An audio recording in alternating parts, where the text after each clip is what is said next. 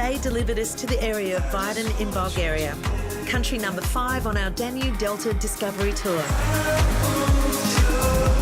Vidin is sandwiched between Serbia and Romania, and as with many of the stops on the journey, Scenic's free choice options allow the freedom to pick and choose tours to suit your interests. For me today, that's a winery and an ancient fortress.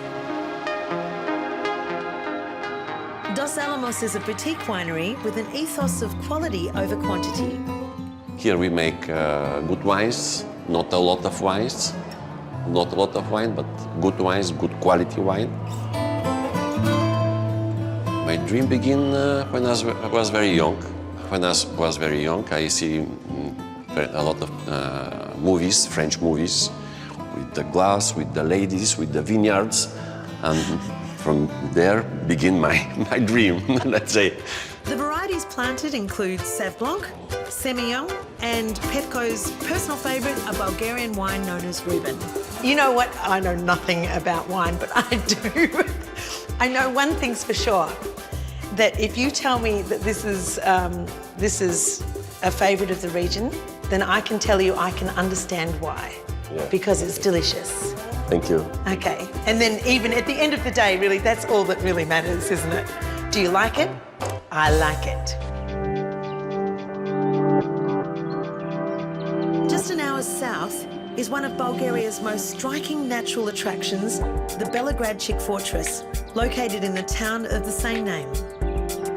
Wow, that's quite an epic Yes, it is. vista as you come through those gates. Geologists say 200 million years, something I can hardly imagine. But whatever Mother Nature, Dame Nature has sculptured, created, it's amazing. The natural phenomenon extends around the town and neighbouring villages, but this fortress is the main attraction. And how has that been formed? I have an easy explanation, as easy as a piece of cake. Yes. It was a tectonic movement which began from bottom to top. The lower layer, sandstone, reddish conglomerate, pushed on the upper layer, limestone layer, and one day, okay, a big crack was formed, 23 kilometers long, and in the middle appeared the filling of the cake. Actually, the white wall that you can see up there, this is limestone, this is the crust of the cake. Some of the formations that have been created, some have names, is that right? Oh, yes, yes. I would like to point to the trunk of the elephant. Yes. Over there, left and right, the huge ears. And left hand against the sky, these two big stones looking like human heads. The local people call this figure the kiss of Adam and Eve. Oh. You can surely imagine the passion behind it. They've been kissing for 30 million years. They get pash rash.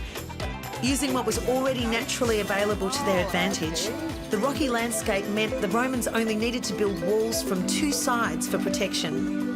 Initially, the fortress was used for surveillance, not only defence, but over the centuries it became an important stronghold.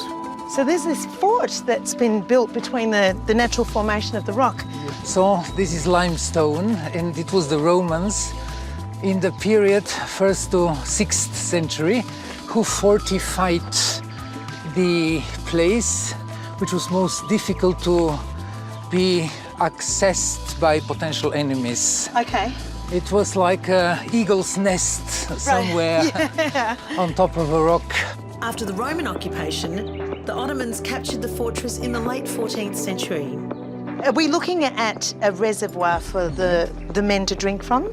Yes, in the Middle Ages they could not come to underground water. This is why they tried to make holes everywhere in the rock to collect rainwater, which was their last hope in times of long sieges. It was last used in warfare in 1885 during the Serbian-Bulgarian War and now is purely for our viewing pleasure.